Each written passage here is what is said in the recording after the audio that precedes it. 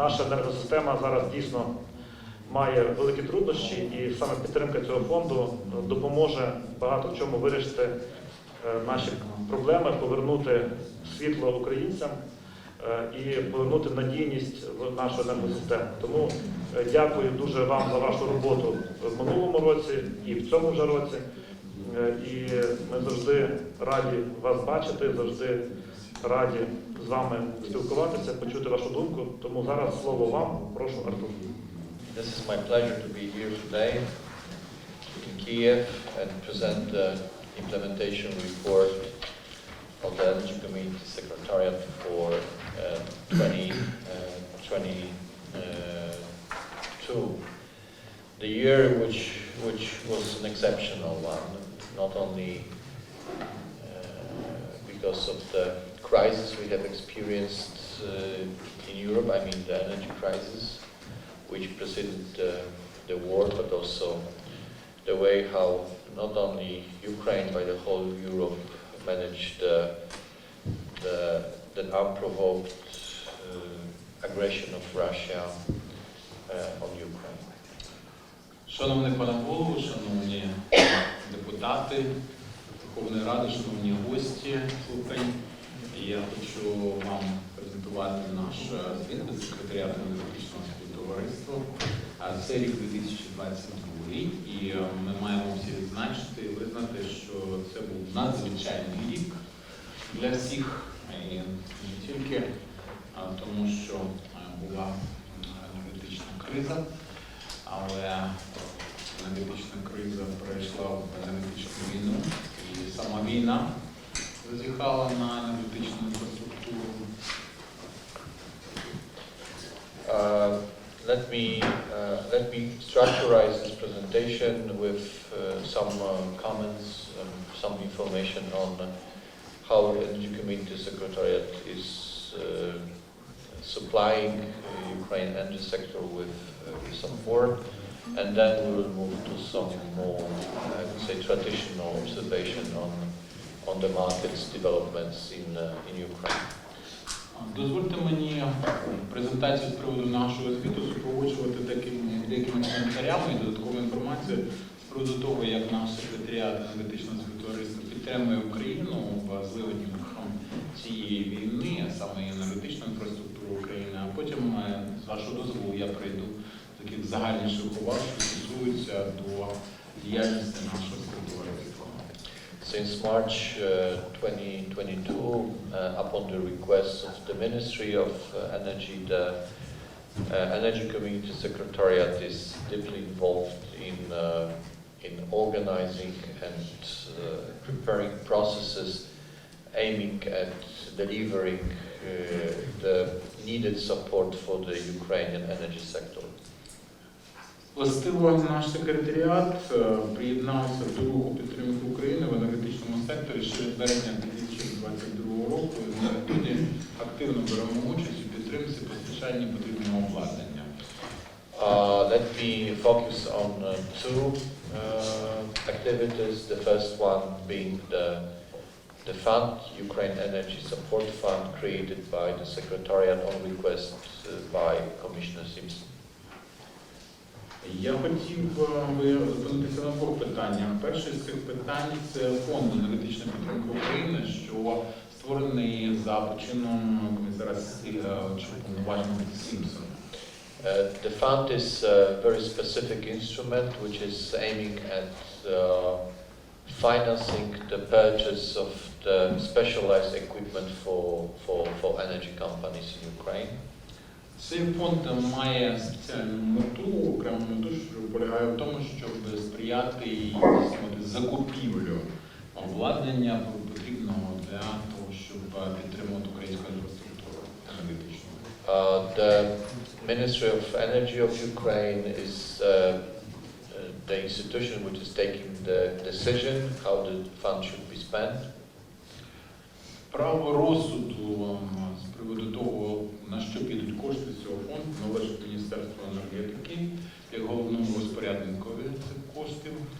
But the Secretariat is a fiduciary to this fund, so is the institution which is organizing not only the procurement process, but also all of the contractual arrangements needed for supplying energy company which are beneficiary with the necessary equipment. Але наш секретаріат виступає при цьому фонді в ролі адміністративному, тобто ми організовуємо закупівлю і ми також організовуємо постачання потрібного обладнання тим компаніям, що визначаються як бенефіціари цього фонду. The fund attracted several donors. Up to now, 190 million of euro have been pledged to the fund. Тепер до фонду загальна сума внесків чи грантів складає 190 мільйонів євро. And this money is being successfully not only collected but it's also successfully spent by the fund with the strong close cooperation with the ministry. І ці кошти адмініструються в фонді і у тісній спільній праці з Міністерством енергетики України. The ministry is responsible for collecting from the energy companies of Ukraine the support request. Міністерство відповідає за збирання списків потрібного від тих компаній, що дістають таке обладнання в Україні. The support requests are being assessed and prioritized by the ministry. Ці заявки оціновуються і складається черговість. Міністерство здійснює пріоритизацію. And the ministry is providing the secretariat with the requests which are being sent to the independent procurement agent. Міністерство передає далі до секретаріату ці запити, і ці запити далі надходять до незалежного закупівельного агента. Procurement agent is responsible for selecting the supplier and for preparing the final contract to be signed between the supplier and the recipient, which is the Ukrainian energy company. Цей закупівельний агент готує юридичний контракт і також зв'язує постачальника з кінцевим користувачем, власне, з українською енергетичною компанією, для того, щоб вони, як дві сторони, уклали контракт для отримання потрібного. Today we have several procurement procedures which are running right now, and all of the procedures are being communicated to the potential suppliers by the independent procurement agent, and we are very much also inviting the Ukrainian suppliers who might be also interested in participation and in profiting from the fund. Ми таким чином перспективним постачальникам і чинним постачальникам надаємо декілька варіантів процедури для укладання контракту і налагодження постачання. Це все робить незалежний закупівельний агент. І, власне, хоч підписують ці контракти, було сказано, постачальник і отримувач. Ми заохочуємо українські компанії взяти участь у такому постачанні і користатися з коштів, що належать даному фондові. The fund, as you can see on the screen, as I mentioned, attracted multiple donors with Germany, UK, Denmark, Iceland, very recently Austria, Sweden, Spain, European Commission, and private companies included. Ми тут бачимо з вами на слайді ті країни, що вже увійшли до складу і зробили свої внески до цього фонду, між іншим Австрія, Німеччина, Велика Британія, Іспанія, Європейська комісія, Швейцарія, інші країни. І таким чином склався названий фонд, і цьому ми знаємо. And what is important from our perspective, we want to promote the fund further and also open this fund much broader to the private donations. І ми хочемо далі пропагувати цей фонд і прочиняти двері цього фонду чи скарбницю цього фонду для приватних внесків. Дедалі це ширше. The second pillar of our activities for Ukraine is the coordination and the assistance for the private in-kind donations. Другий напрям нашої діяльності – це організація і сприяння тому, щоб надходили натуральні внески, тобто натуральними товарами. Which it seems very important and critical because of the length of the procurement procedure and because of the length of the production procedures under the fund. The in-kind donations are critically important for sustaining the operation of the Ukrainian energy sector. Такі внески натурою, власне, натура – це тут поставлено обладнання, ви бачите деякі номенклатури цього обладнання на слайді, але беручи під увагу деяку складність процедур закупівельних і деякі вимоги для захисту цих коштів і пов'язаних з ними операцій, надання безпосередньо потрібного натурою – це дуже важливий напрям нашої роботи і дуже потрібна річ для України. So far, more than 115 different shipments have been prepared for Ukraine. They are the shipments which are the shipments of specialized electricity equipment for energy equipment for Ukrainian companies. Поки що нам вдалося 115 скласти таких вантажів для українських енергетичних компаній. До складу цих вантажів увійшли найпотрібніші елементи енергосистеми.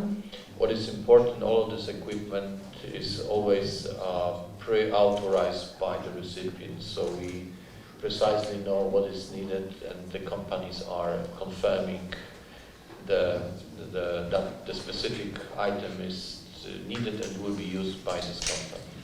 Ми знаємо заздалегідь, отримуємо точні установи від компаній-отримувачів, чого і скільки треба, і всі ці вантажі, всі ці партії складаються за номенклатурою, що надається з боку компаній-отримувачів. What I would like also to emphasize that this system has been organized in cooperation with the European Commission's Emergency Response Coordination Center. Це, власне, центр екстреної допомоги, координаційний центр екстреної допомоги при Європейській комісії. Вони організовують всю цю діяльність. And this is something which is critically important because that would allow the Secretariat to assist the donors in the way that they are not paying for the logistic behind and the transport cost for the equipment donated. І це дає змогу, власне кажучи, така координація з секретаріатом влаштовувати це постачання таким чином, щоб компанії-отримувачі, бенефіціари не мусили платити за логістичні і транспортні витрати, пов'язані з постачанням такої продукції. So the system which has been created together with Commission is free of charge for the donor. The donor does not pay any penny for the logistic. We pick up the equipment wherever in Europe and we transport it directly to Ukraine with no cost for the beneficiary, no for the donation, for the donor. І з другого боку, донори, ті компанії, ті оператори, що зголошуються постачати це для України, вони також не мусять витрачатися на логістику чи на транспортні витрати. Таким чином, ми з обох боків бачимо, що всі логістичні і транспортні витрати бере на себе комісія. I'm saying that because I also very much count on your support in the further promotion of this scheme, as you have a lot of contacts with the European energy companies, and this system is for them, and we can open the system, and we can the European companies can use the system for deliveries to Ukraine. Я підкреслюю цю особливу рису нашої схеми, як ми її називаємо, тому що ми тут усі колеги, ми всі причетні до енергетичного сектору. Ви, безперечно, кожен з вас маєте багато зв'язків з енергетичними компаніями. Мені б хотілося б, щоб через вас можна було сповістити потенційних донорів, компаній зацікавлених про те, що існує така можливість постачання без цих додаткових витрат. Let's now move to the very core element of the report, which is the assessment of the performance of Ukraine in 2022. Звернімося ж тепер до основної, так би мовити, частини нашого звіту. Це те, як Україна перебула 22-й рік, як і енергетичний сектор упорався із злигоднями цього воєнного року.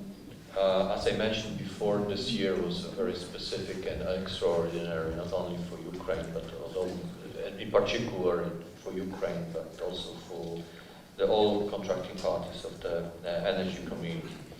Це був особливий енергетичний такий воєнний рік, не тільки для України, звісно, в першу чергу для України, але й для всіх тих, хто дотичний до енергетичного співтовариства. Це був дуже важкий, особливий, надзвичайний рік. Nevertheless, the process of implementation, the progress of implementation of the acquis has been sustained. З усім тим Україні вдалося підтримувати потрібні темпи і мати належний обсяг у справі перенесення acquis communautaire європейського законодавства на українське впровадження. Let's move to the more detailed observations on Ukraine itself, and I will touch upon electricity, gas, and then the climate agenda accordingly. Ну, а тепер перейдімо до конкретики. Я пропоную говорити питання електроенергії, постачання газу природнього і також кліматичні питання. Our assessment is that even during the war, Ukraine prevailed to manage the reform process and to continue the reform process under the umbrella of the energy community. Ми дійшли головного такого принципового висновку. За нашою оцінкою, реформа в Україні тривала, і реформа в Україні мала певні здобутки під дахом, так мовити, секретаріату енергетичного співтовариства, енергетичного співтовариства. Moreover, I believe that the fact that the reform process which had been preceding the war was one of the factors which improved the resilience of the Ukrainian energy sector. Більше того, я цілковито переконаний в тому, що процес реформ, що передував чи прибігав у період безпосередньо перед початком повномасштабної війни, дав змогу українському енергетичному секторі стійкіше пережити якось руйнацію злигодні, пов'язані із набавками.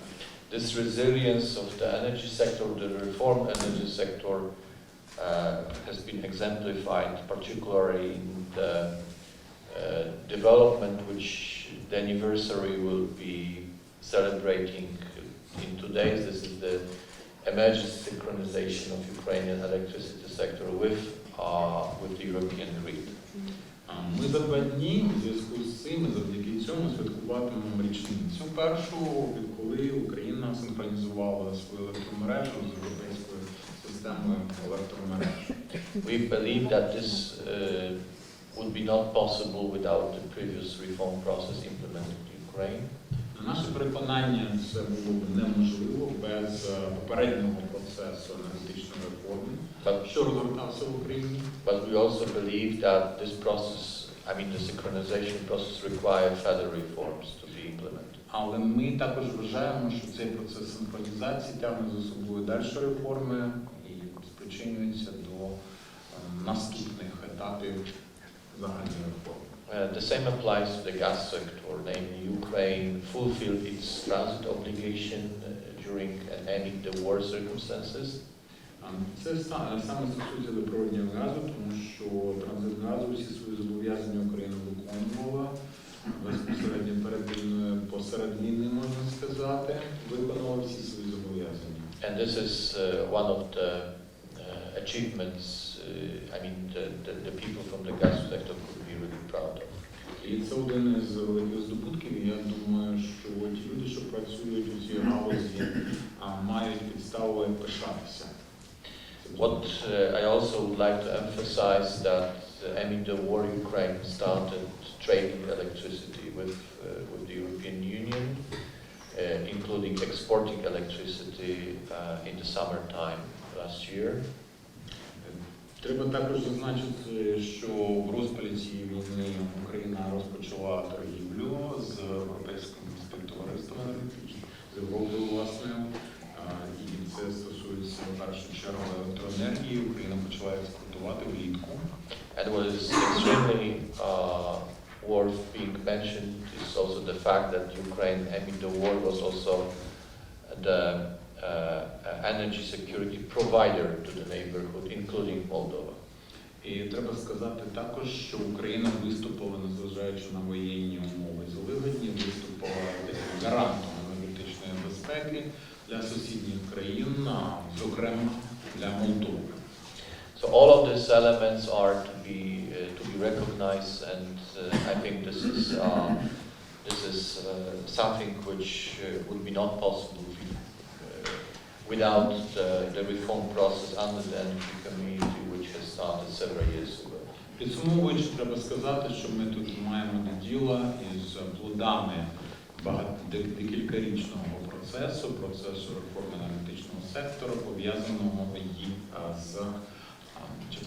процесу з приєднанням до енергетичного співтовариства. Let's have, however, look at the more recent requirements or obligations which have been taken by Ukraine under the energy community umbrella, mainly, and let me focus on the transposition of the clean energy package. Я хотів би, зокрема, зосередитися на перенесенні пакету чистої енергетики чи чистої енергії. І саме це перенесення чи транспозиція – це окреме питання, що я хотів би з вашого дозволу тепер звернутися. So what we see, this is the discussion on the climate law, which is being prepared right now in Ukraine, but this is the subject for further discussion. А вам відомо, я думаю, що в Україні тепер готується проєкт про клімат, і це річ дальшого обговорення Ради по енергетичному сектору. And we expect this law to reflect properly the targets which have been adopted by energy community, including Ukraine, in December 2022. В грудні 2022 року Україна прийняла певні рекомендації від енергетичного співтовариства. Targets, not recommendations. Цілі, а таким чином зобов'язання перевелися в цілі, що встановлені були саме в грудні 2022 року. So it is expected that these targets will be reflected not only in the climate law, but also in the new updated National Energy and Climate Plan to be provided to the Secretariat for Commons by the end of September 2023. Це стосується також тих питань, що як цілі йдуть до нового закону, як передбачається, також до плану кліматичної роботи, кліматично-енергетичних заходів, що в вересні 2023 року мають надійти до енергетичного співтовариства. Україна має подати ці зобов'язання. This discussion will be continued under the umbrella of the energy community with the focus on establishing the carbon pricing mechanism to implement the CO2 target specifically. Це стосується до цілей, пов'язаних із скороченням вуглекислого газу, і такі зобов'язання чи такі скорочення мають надійти до енергетичного співтовариства. When it comes to the renewable target which has been adopted, we see also a need for for accelerated work on the renewable legislation. Нам здається, якщо брати відновлювані джерела, то потрібно прискорити роботу над законопроєктами, пов'язаними із відновлюваними джерелами енергії. And this is the reason why Secretariat is right now engaging in assessment of two laws which are referring to both guarantees of origin and the net metering scheme for self-consumption. І це два законопроекти, що тепер секретаріат має на увазі розглянути, це гарантія місця походження і також система лічильників, вимірювання для ощадливого споживання. And we believe that this law, this legislation could be proceeded as quickly as possible by the Ukrainian Parliament. Мені здається, що саме ці закони мають бути в центрі уваги українського парламенту для того, щоб щонайшвидше закінчити роботу над ними. When it comes to the electricity, maybe it would be needed first to comment the fact that despite of the war, the Ukrainian electricity market is functioning. Щодо ринку електроенергії, треба відзначити найперше, що зважаючи на воєнні умови, ринок електроенергії в Україні залишається функціональний. And we also believe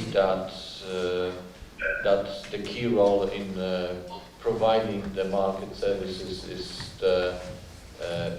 is on the shoulders of the transmission system operator, which made an exceptionally important job in 2022. Мені здається, що головна заслуга тут оператора систем передачі, тому що саме на них лягло найбільше навантаження 2022 року. In December 2021, the electricity TSO has been certified, and certification confirmed the full unbundling of operations. В грудні 2021 року було сертифіковано оператора передачі, системи передачі, і відбувся анбандлінг або функціональне розділення, і він тепер працює на повну. It is important, however, that this state of play will be preserved for the future. Однак дуже важливо, щоб так відбувалося і надалі. And for that reason, we believe that fully functioning governing structure of Ukrenergo should be ensured. Ну і для цього, як ви знаєте, дуже важливо, аби система корпоративного врядування належно працювала в Україні. The Secretariat has observed, and this is what I would like to emphasize, some decisions taken for the purpose of managing the war situation. В секретаріаті звертається особлива увага на те, які рішення ухвалюються в тому, щоб справлятися належно з ситуацією під час війни і воєнного стану. Including some decisions which are referring to the public service obligations which have been prolonged until March 2023. Зокрема, в тому, що стосується до ОСР, до спеціальних, до спецзобов'язань, тобто зобов'язань постачання енергоресурсів для державного сектору і для споживачів в домогосподарствах. Ці зобов'язання було подовжено до кінця 2023 року, наскільки ми знаємо. Other public obligations have been introduced in summer 2022. Такі спецзобов'язання було запроваджено влітку 2022 року. And all of these elements will be subject of the assessment by the Secretary when it comes to the compliance with the principles of the Energy Community Law. Ну і всі ці зобов'язання будуть оцінені в секретаріаті на предмет їхньої відповідності законодавству, яке поділяють держави-підписанти або держави-члени Європейського співтовариства щодо комплайнсу, тобто відповідності вимогам Європейського співтовариства. I have already mentioned increased training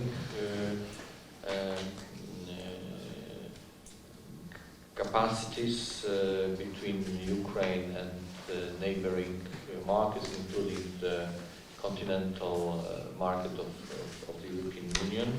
Я вже говорив про те, що збільшилася торгівля енергоресурсами між Україною та іншими континентальними ринками, в тому числі в Європі.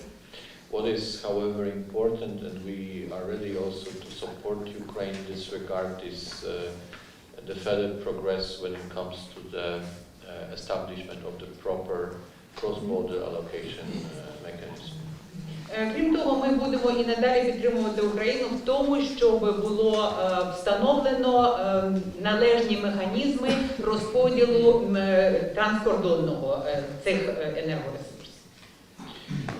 This is a very important step with the view of the full market coupling, which has been decided in December 2022. Це, зокрема, дуже важливо для того, щоб забезпечити з'єднаність або взаємну сумісність ринків, про що йшлося також на засіданні у грудні 22-го. And we also have already offered to the ministry our readiness to support the Ukrainian stakeholders in proper transposition and implementation of the legislation which is referring, the electricity package adopted in December 2022. Ну і ми з свого боку висловили міністерству свою готовність і надалі підтримувати Україну, і, зокрема, міністерство як той орган, який пропонує зміни до законодавства, для того, щоб впровадити цей пакет щодо електричної енергії, який було ухвалено в грудні 22-го. When it comes to the gas market, we have observed attempts of the Ukrainian side to implement and to certify the provisions and then to certify the gas storage operator. І в тому, що стосується ринку природного газу, ми, звісно, взяли до уваги намагання і просування України в тому, щоб призначити, потім сертифікувати оператора газосховищ.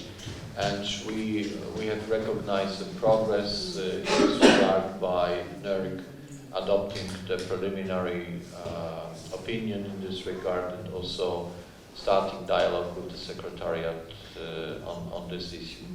І ми визнаємо, що НКРКП зробило певний поступ у тому, щоб, по-перше, провести попередню оцінку і вести переговори з секретаріатом, щоб рухатися вперед разом. The situation when it comes to the gas transmission system operator remain a challenge. Між тим, ситуація з поступом у створенні і функціонуванні оператора передачі газу залишається проблемною. Challenge, викликом, скажімо так, складність. This is a very complex situation which will require more attention, and this is something which the Secretariat would recommend to deal with. Ми розуміємо, що ситуація складна і треба звернути на це більше увагу, і ми тут також заохочуємо, щоб цю увагу таки було звернено, і ми готові співпрацювати. Nevertheless, I would like to mention two issues which are of the key importance for maintaining the certification of the gas TSO. Водночас хотів би підкреслити два моменти, які дуже важливі з огляду на сертифікацію оператора системи передач з природного. The first one is the financial situation of the gas TSO and the question whether gas TSO is equipped with the proper financial means which would secure the future operation of this company. По-перше, це фінансовий стан нинішній такої компанії, цього оператора. І по-друге, чи його фінансовий нинішній стан буде сприяти тому, щоб оператор, компанія належно працювала в майбутньому. The separate issue is this issue of the corporate governance reform, which is highly recommended by the Secretariat to be implemented as soon as possible. Друга проблема або друге питання тут це корпоративне управління, і ми також тут рекомендуємо, щоб компанія просувалася вперед у запровадженні належних правил корпоративного управління. The war also and the post or the war situation also stipulated the discussion on the status of the gas market in more general terms. Через війну питання щодо ситуації на ринку природного газу постають надзвичайно актуальні. And we also would be ready as a secretariat to engage in the discussion on the ultimate market model for the gas sector, which we believe would require more competition on the market. І тут ми також готові співпрацювати для того, щоб забезпечити належне функціонування ринку і стимулювати більше конкуренції на такому ринку. When it comes to the situation in the bodies which are responsible for the supervision of the market. Тепер щодо ситуації з органами, відповідальними за ринковий нагляд. I would like to reiterate the observation made by the Secretariat of the non-compliant establishment of the Energy Regulatory Authority. Я би тут підкреслив ще раз зауваження секретаріату щодо невідповідності у створенні органу регулювання енергетики. NERC, being a central body of the executive power, is not settled in the way which would comply fully with the energy community law.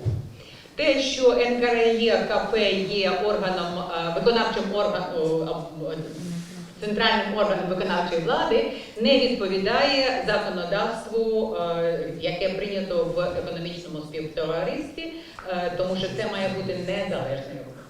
That is the reason why, and this is not the only reason why, the Secretariat is undergoing right now the very detailed assessment of the independence of the National Regulatory Authority. І це є причиною, причому не єдиною причиною, чому секретаріат звертає особливу увагу на функціонування і на забезпечення незалежності НКРЕКП. In this context, I would like also to raise the issue of designation of NEMO, the body which is key for electricity market functioning. І тому я також хотів би звернути увагу на необхідність призначення номінованого оператора ринку, так званої НЕМА-компанії, яка відповідає за функціонування.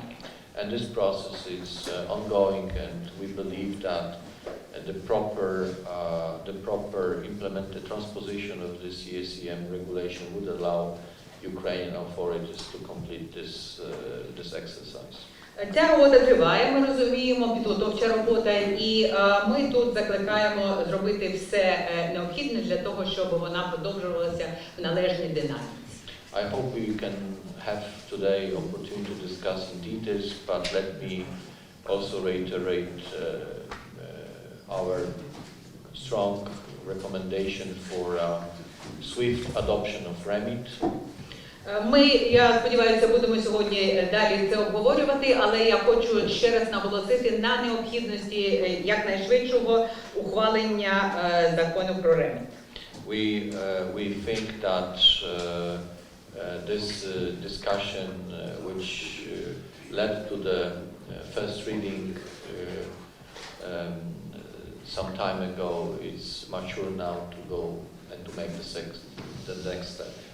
Мені здається, що попередньо до обговорення під час обговорення в першому читанні ми також провели доволі інтенсивні консультації, і мені здається, що вже настав час, щоб рухатися далі і з другим читанням.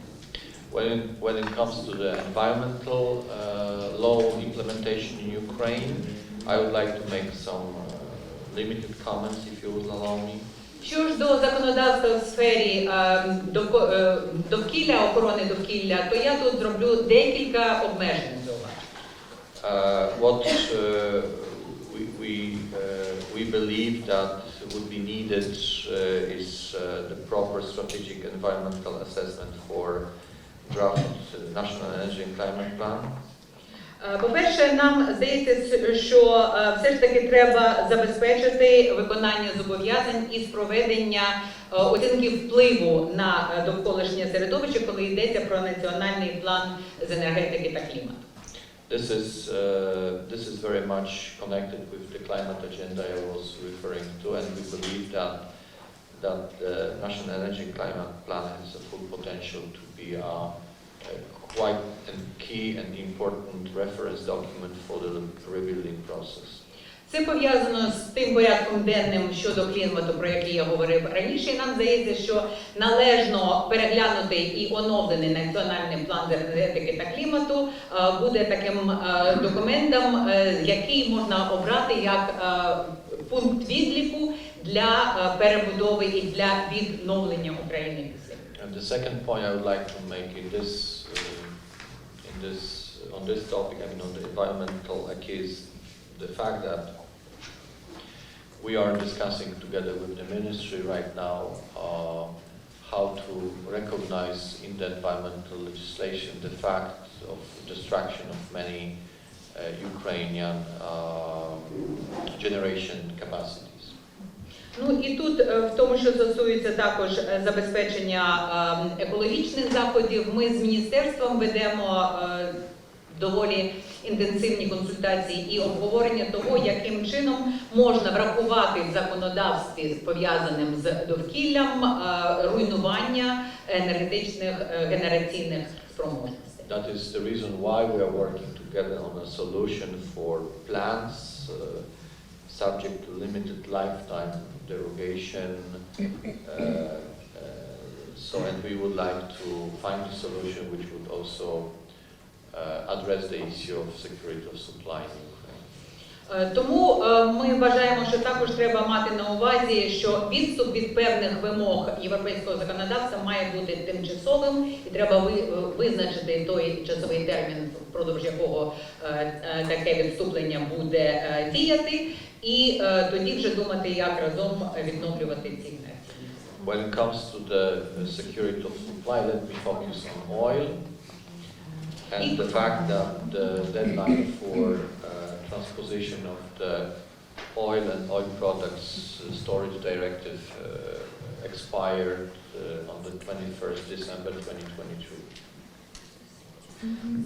І в тому, що стосується безпеки постачання енергоресурсів, перш за все йдеться про нафту. І тут хотів би я також звернути увагу на те, що 21 грудня 2022 року вибіг час дії директиви щодо нафти та нафтопродуктів. And we believe that the most recent decision by government and the adoption of the draft law would result in the very smooth and quick procedure in the Parliament, which will lead us to the adoption of the law fully transposing this directive. І час впровадження транспозиції відповідної директиви європейської закінчився в кінці року. І нам здається, що ухвалення закону відповідного буде якраз належним кроком у тому, щоб вчасно, наскільки можливо, або з невеликим лише запізненням здійснити транспозицію відповідної директиви в українське законодавство. Let me conclude by saying that 2022 it was also the year of the Ukrainian presidency of the Energy Community.